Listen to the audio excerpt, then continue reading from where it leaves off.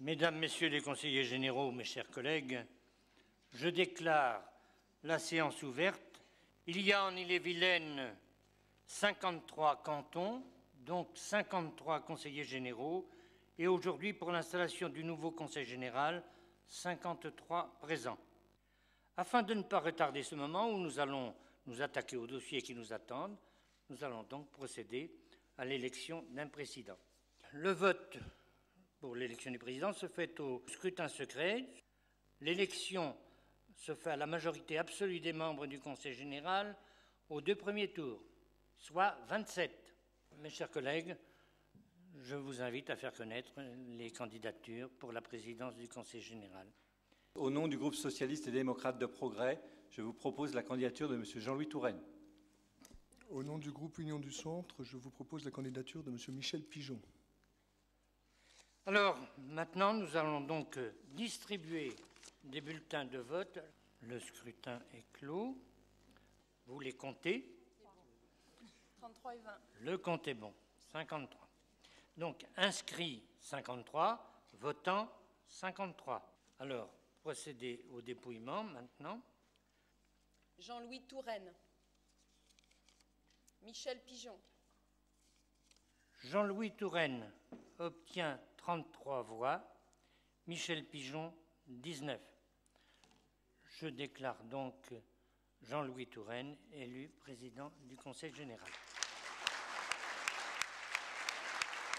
Monsieur le Président Touraine, si vous voulez bien.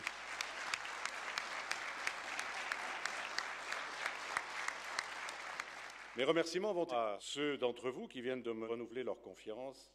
Ils savent qu'ils peuvent compter sur moi pour conduire avec détermination la politique souhaitée par les électeurs qui les ont choisis. Si les électeurs d'Ille-et-Vilaine ont approuvé un bilan, ils ont aussi adhéré à un projet. Il est fondé sur les valeurs que la gauche considère comme constitutives d'une société construite pour l'homme. Il vise à son épanouissement, à l'expression de ses talents, à son droit de réussir sa vie, de lui donner un sens, ou tout au moins de le rechercher. Ces valeurs, ce sont l'égalité des chances, c'est la solidarité, son corollaire. Et puis c'est la justice sociale et la laïcité, enfin. Notre projet 2008-2011 a été bâti comme le précédent sur un rêve, sur une utopie, mais qui sert de fil rouge à toutes nos actions.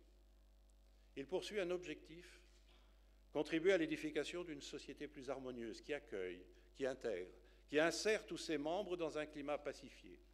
Il suppose un mode de relation entre les personnes qui ne soit pas fondé sur la frustration, l'envie, l'amertume, la misère, mais repose sur l'ouverture d'esprit, le sentiment d'appartenir à une même communauté qui sait partager équitablement les fruits de la croissance.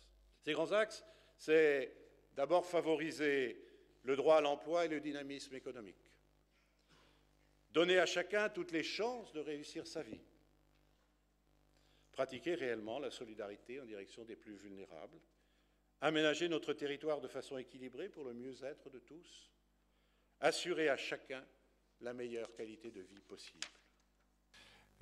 La répartition serait de 25 pour la majorité et 15 pour l'opposition. Je vous propose également de fixer à 15 le nombre de vice-présidents. Sont donc membres de la commission le président Jean-Louis Touraine, ensuite les vice-présidents dans l'ordre, Mireille Massot, Clément Théaudin, Jean Normand, Jacques Hillemène, Didier Lebougeant, Louis Fevrier, Christian Coué, Clotilde Tascon-Ménétrier, André Lefebvre, Jeanine Huon, Louis Dubreuil, Philippe Bonin, Jean-Yves Prault, Rosane Geffroy et Marie-Thérèse Sauvé.